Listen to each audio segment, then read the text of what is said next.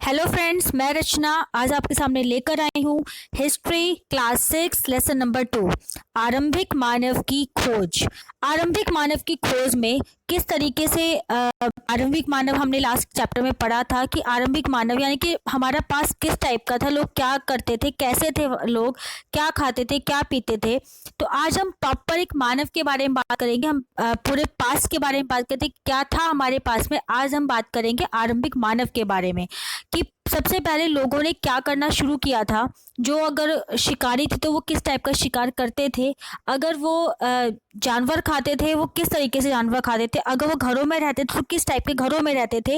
ये सारी बातें आज आपको उसमें बताई जाएंगी।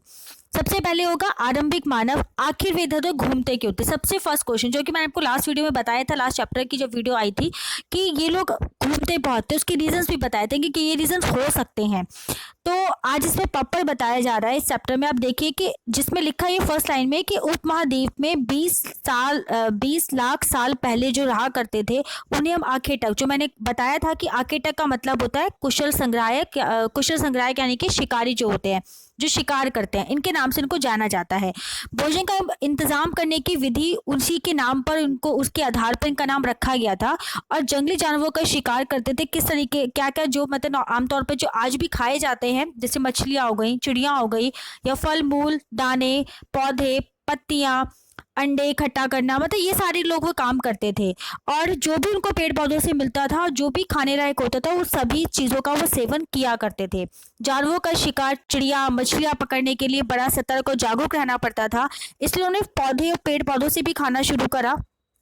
ये भी उनके लिए इंपॉर्टेंट था कि पेड़ पौधों से खाना शुरू कर देंगे ताकि उनको मतलब हमेशा ही बहुत ज़्यादा डेंजर्स में नहीं रहना पड़ता। लेकिन पेड़ पौधे भी जो बहुत ज़्यादा विषैले होते हैं, तो इसलिए भी उनको उनकी भी जानकारी होनी बहुत ज़्यादा ज़रूरी थी। तो ये चीज़ भी टाइम टू टाइम उनको देखनी थी कि हमें किस तरीके से लाइफ को जीना है। और उन्हीं चीज़ों को उन्होंने जो उन्हीं चीज़ें सीखी उसी से हमें पता चला। और आज हम जानते हैं कि कौन से पेड़ पौधे हैं जो खाने लायक हैं, कौन से हैं जो नहीं खाने लायक, जानवरों का शिकार किस टाइप से करना चाहिए, हमने वहीं से सीखा था।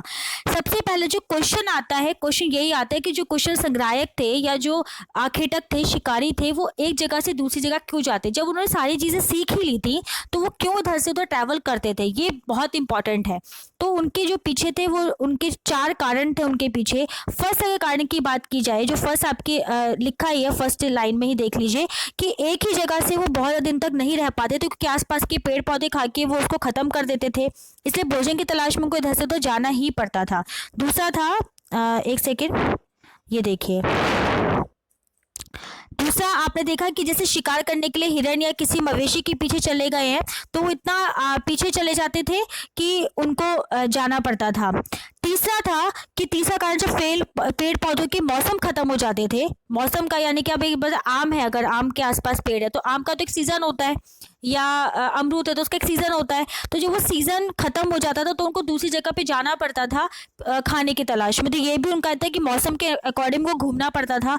और चौथा लास्ट था कि पानी के बिना, देखिए जब बारिश का मौसम होता होगा तो वो लोग जो पहाड़ों पर ज़्यादा रहते होंगे ताकि उनको ज़मीनों पर फिसलन ना रहे, और जब बारिश का मौसम खत्म हो जाता तो फिर ऐसी जगह पे जाते थे जहाँ पे उनको पानी ज़्यादा से ज़्यादा मिले। यानी कि हो सकता है कि जो हमने लास्ट देखा था कि नर्मदा नदी के आसपास या गंगा नदी के आसपास उन्होंने ये अपने घर बनाए थे, तो ये उसी का रीज़न रहा होगा कि वो पानी के आसपास जहाँ पे झीलें झरने होते होंगे उसके आसपास अपना रहन सहन करते होंगे।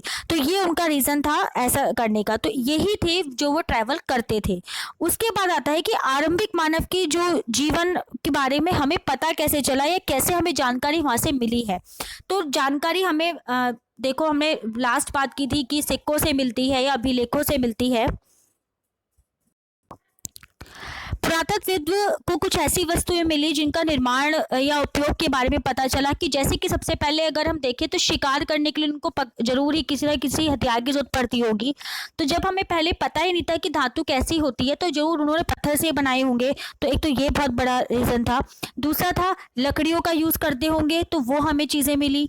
इसके अलावा उन्होंने फल फूल काटने या हड्डियाँ मांस काटने के लिए उन्होंने जो भी चीज़ों का यूज़ किया है, जानवरों की खाल उतारने के लिए, देखिए इनके इस टाइप के जो वो हुआ करते थे, जो आप ये देख रहे हैं ये इस टाइप के पत्थरों का यूज़ करते थे, तो यही इनके हथियार थे।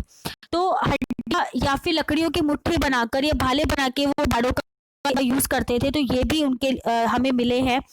वो प्राकृतिक पत्थर जो कि पहले ही मिल गए या गोल गोल आकार में मिल गए, कैसे मिल गए, उनको गुटिका भी कहा जाता था, तो इस टाइप के पत्थर हमें मिले। तो ये जो सारी चीजें हैं जिसमें कि आप देखिए ये जो है ये गुटिका है, ये हमें प्राकृतिक रूप से मिले, इसमें कोई घिसने की जरूरत नहीं पड़ी, कुछ करने की जरूरत नहीं पड़ी। तो ये जो पत्थर है इन्हीं का औजार बनाकर इन लोगों ने अपना काम करना शुरू किया था।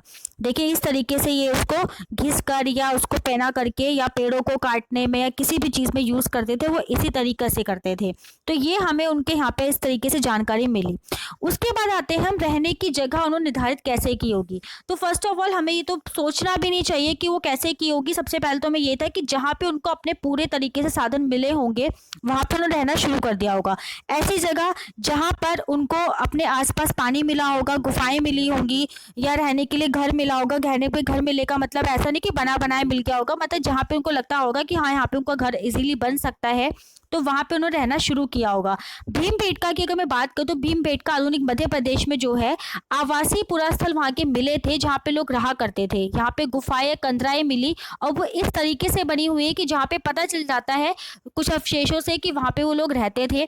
उन्हें वहाँ पे बारिश या धूप वगैरह नहीं मिलती होगी। सबसे बड़ी बात वहाँ पे हवाओं से राहत मिलती होगी। तो प्राकृतिक रूप से उनको जो घर मिल गए, तो जो नर्मदा घाटी के आसपास मिलते हैं जिसके हमने लास्ट चैप्टर में बात की थी, तो ऐसी जगहों पर उन्होंने रहना शुरू किया। तो ये था भीमबेटका। याद रखिएगा ये आपके शॉर्ट क्वेश्चन में कई बार आ भी जाता है। तो रहने की जगह उन्होंने इसी तरीके से निर्धारित की होगी। तो आप ये देख सकते हैं कि जो यहाँ पे ये रेड कलर के ट्रायंगल बने हुए हैं, आप इनको ध्यान से देखिए। तो ये ट्रायंगल जहाँ पे है, जैसे भीमबेटका जो भी मैं आपको बता रही थी, हुस्की है, कुंडल गुफाएं, यहाँ पर रहने के प्रमाण मिले हैं। तो ये हम कह सकते हैं कि इन जगहों पे अभी रहने का पूरा बन चुका था। उसके बाद उद्योग स्थल और आवासीय उद्योग स्थल, ये दो टाइप के उद्योग स्थल हुआ करते थे। तो आवासीय का मतलब होता था वह ऐसे स्थान जहां पर स्थलों के अलावा वे अपने काम को भी करते थे।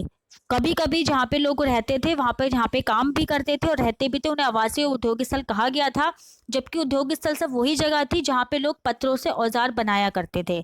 तो ये दो बातें आती हैं कि आवासीय स्थल और आवासीय उद्योग स्थल किन्हें कहा जाता है, आवासीय और उद्योग स्थल और सिर्फ उद्योग स्थल किसे कहा जाता है। तो उद्योग स्थल का मतलब वही होता है कि जहाँ पे लोग सिर्फ काम करते हैं। बहुत छोटा सा डिफरेंस है, आपको बहुत लंबा चौड़ा कुछ लर्न नहीं करने की बजाय बस अपनी समझ बनाने की जरूरत है।